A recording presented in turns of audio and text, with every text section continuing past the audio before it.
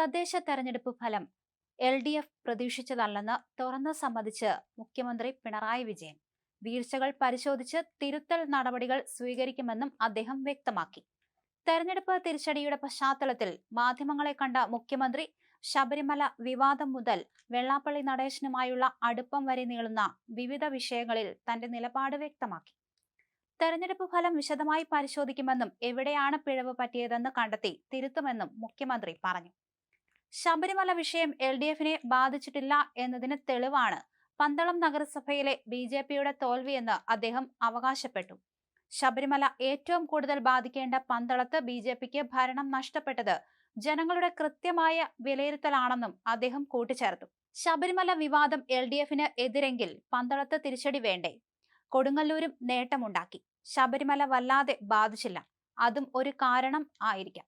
കോൺഗ്രസും BJPയും ശബരിമലയുമായി ബന്ധപ്പെട്ട് വലിയ തോതിൽ പ്രചരണം നടത്തി.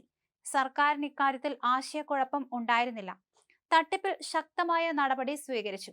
ഹൈക്കോടതി നിയോഗിച്ച SITയെ സർക്കാർ പിന്തുണച്ചു. SIT വന്നപ്പോൾ CBIക്ക് വിടണമെന്ന് കോൺഗ്രസ് ആവശ്യപ്പെട്ടു. SIT ഫലപ്രദമായി പ്രവർത്തിച്ചുവെന്ന് മുഖ്യമന്ത്രി പറഞ്ഞു.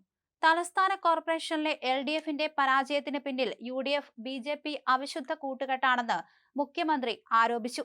പല വാർഡുകളിലും വോട്ട് മറിക്കൽ നടന്നുവെന്നും BJPയെ ജയിപ്പിക്കാൻ UDF സ്വന്തം വോട്ട് കുറച്ചുവെന്നും അദ്ദേഹം കണക്കുകൾ നിരത്തി വാദിച്ചു.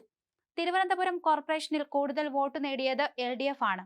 12ഓളം സീറ്റിൽ 60-ൽ താഴെ വോട്ടിനാണ് LDF തോറ്റത്. ഇവിടങ്ങളിൽ UDF വോട്ട് 1000-ൽ താഴെയാണ്. UDF ജയിച്ച വാർഡിൽ BJPക്ക് 1000-ൽ താഴെ വോട്ടാണ് കിട്ടിയതെന്നും മുഖ്യമന്ത്രി പറഞ്ഞു. SNDP യോഗം ജനറൽ സെക്രട്ടറി വെള്ളാപ്പള്ളി നടേശനെതിരെയുള്ള വിമർശനങ്ങളെ മുഖ്യമന്ത്രി ശക്തമായി പ്രതിരോധിച്ചു. പമ്പയിലെ പരിപാടിക്ക് ശേഷം വെള്ളാപ്പള്ളി മുഖ്യമന്ത്രിയുടെ കാറിൽ കയറിയതിനെ ചിലർ മഹാ അപരാധമായി ചിത്രീകരിക്കുന്നു. അതിൽ ഒരു തെറ്റുമില്ലെന്ന് അദ്ദേഹം പറഞ്ഞു.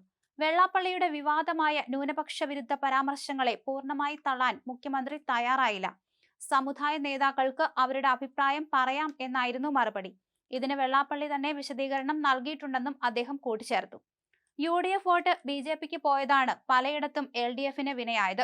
UDF പ്രധാന പ്രതിപക്ഷമായ പാലക്കാട് പോലും അവർക്ക് നേട്ടമുണ്ടാക്കാനായില്ലെന്നും BJPയെ ഫലപ്രദമായി പ്രതിരോധിക്കാൻ LDFന് മാത്രമേ സാധിക്കൂ എന്നും മുഖ്യമന്ത്രി അവകാശപ്പെടുകയും ചെയ്തു. അതേസമയം കേരളത്തോട് കേന്ദ്രം മനഃപൂർവ്വമായ അവഗണന കാണിക്കുന്നുവെന്ന് മുഖ്യമന്ത്രി പിണറായി വിജയൻ പറഞ്ഞു. മൂലധന ചെലവിനായി കേരളം നടത്തുന്ന ഉദ്യമങ്ങളെ തുരങ്കം വയ്ക്കാനുള്ള തീവ്ര ശ്രമങ്ങളാണ് പ്രത്യേകിച്ച് കഴിഞ്ഞ 5 വർഷമായി കണ്ടുവരുന്നതെന്നും മുഖ്യമന്ത്രി വാർത്താ സമ്മേളനത്തിൽ പറഞ്ഞു. ഇതിലേറ്റവും പ്രധാനമാണ് കിഫ്ബി വായ്പകളെ സംസ്ഥാന വായ്പയായി പരിഗണിച്ചുകൊണ്ട് 2021-22 മുതൽ മുൻകാല പ്രാബല്യത്തോടെ കേരളത്തിന്റെ കമ്പോള വായ്പാ പരിധി വെട്ടിക്കുറച്ചത്.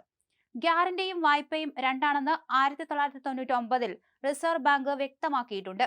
ഇതിന് ഘടകവിരുദ്ധമായ സമീപനമാണ് കേന്ദ്ര സർക്കാർ കേരളത്തിന്റെ വായ്പാ പരിധിയുടെ കാര്യത്തിൽ എടുത്തിരിക്കുന്നത്, പിണറായി വിജയൻ പറഞ്ഞു.